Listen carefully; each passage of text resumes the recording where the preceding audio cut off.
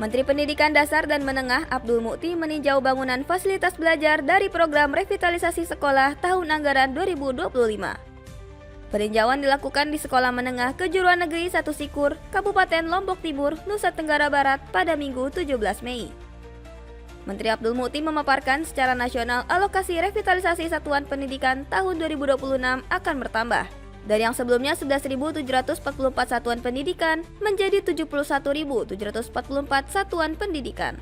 Mulai dari pendidikan anak usia dini hingga sekolah menengah atas dan sederajat. Tahun ini memang prioritas kami adalah sekolah-sekolah yang terdampak oleh bencana alam, baik yang di Sumatera maupun daerah lain di Indonesia.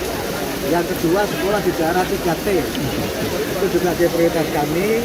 Yang ketiga, sekolah yang rusak berat, termasuk beberapa tahun lalu yang viral di media, itu sebagian sudah saya kunjungi langsung dan sudah kami alokasikan untuk dapat bantuan revitalisasi tahun 2026 ini.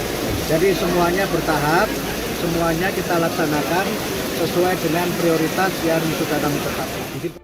Tidak hanya memperkuat infrastruktur sekolah, serta dukungan digitalisasi fasilitas layar datar interaktif, tahun ini Kementerian Pendidikan Dasar dan Menengah juga menggelontorkan program beasiswa pendidikan D4 dan S1. Beasiswa diberikan bagi 150.000 guru atau tenaga pendidik untuk semua jenjang.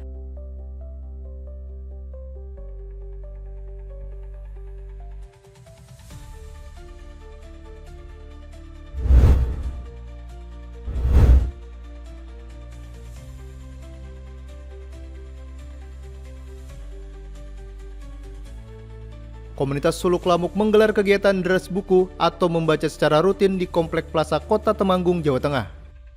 Kegiatan ini merupakan upaya memperkuat budaya literasi dan ruang diskusi yang sehat. Para peserta pun diajak membaca, mengulas, dan berdiskusi isi buku secara bersama-sama.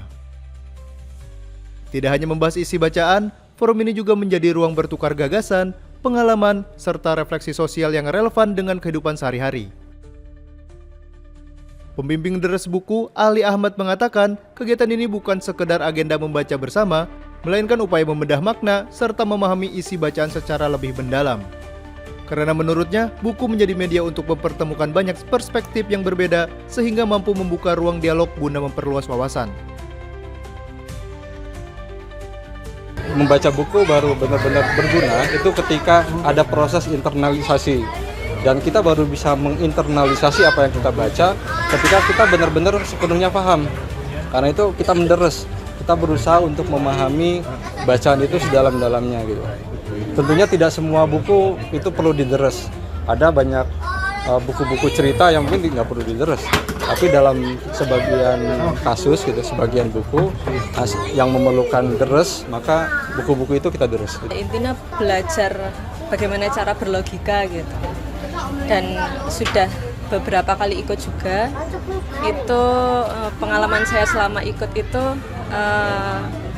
bisa diterapkan di kehidupan sehari-hari gitu, karena berlogika sendiri itu kan adalah sebuah hal yang krusial gitu, apalagi bisa bisa membantu saya untuk menyelesaikan hal-hal dalam kehidupan sehari-hari gitu. Karena menurutnya, buku menjadi media untuk mempertemukan banyak perspektif yang berbeda sehingga mampu membuka ruang dialog guna memperluas wawasan.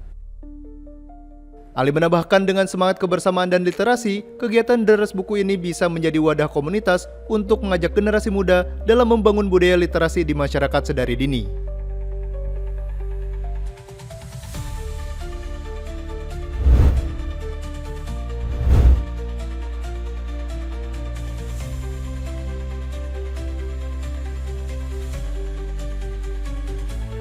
Yayasan Konservasi Alam Nusantara bersama Forkani dan Barata Kahedupa menggelar Festival Tanaman Obat di Pulau Kaledupa, Kabupaten Wakatobi, Provinsi Sulawesi Tenggara, Minggu 17 Mei.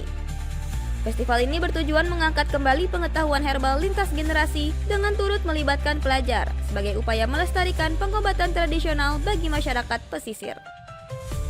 Pulau Kaledupa punya keanekaragaman hayati yang dapat diolah menjadi obat herbal, seperti rimpang berupa kunyit, jahe, dan temulawak hingga daun kelor. Hanya saja transfer pengetahuan mulai melemah karena tradisi meracik obat tradisional hanya diketahui segelintir orang. Direktur Program Kelautan Yayasan Konservasi Alam Nusantara, Muhammad Ilman, mengatakan festival ini merupakan cara untuk mendukung masyarakat pesisir dalam memperkuat ketahanan melalui upaya adaptasi iklim. Perubahan iklim ini mengganggu banyak aspek dari kehidupan, termasuk terutama sekali untuk masyarakat pulau. Contoh sederhana adalah keterlambatan logistik akibat cuaca yang buruk, transport penumpang atau pasien yang sakit menjadi lebih sulit. Oleh sebab itu, dengan adanya upaya untuk merevitalisasi pemahaman tentang tanaman tradisional ini akan sangat membantu masyarakat pesisir seperti Wakatobi untuk bisa lebih punya kemampuan untuk mengatasi hal-hal yang kendala-kendala di bidang kesehatan. Sementara itu, Lakina Barata Kahedupa atau Ketua Masyarakat Adat Kaledupa, Laode Saidin mengatakan tradisi memanfaatkan tanaman untuk penyembuhan seperti penyakit demam, diare, dan keracunan masih melekat di tengah kehidupan Kaledupa. Tanaman obat buat masyarakat Kaledupa itu memang dari nenek moyang kita dulu sudah menggunakan itu sebelum ada obat-obat kimia seperti sekarang. Ya, memang sangat diperlukan. Karena itu merupakan tradisi kita dari nenek moyang kita dulu. Hal yang tak terpisahkan dengan Taman Nasional atau dengan prinsip konservasi khususnya secara umum.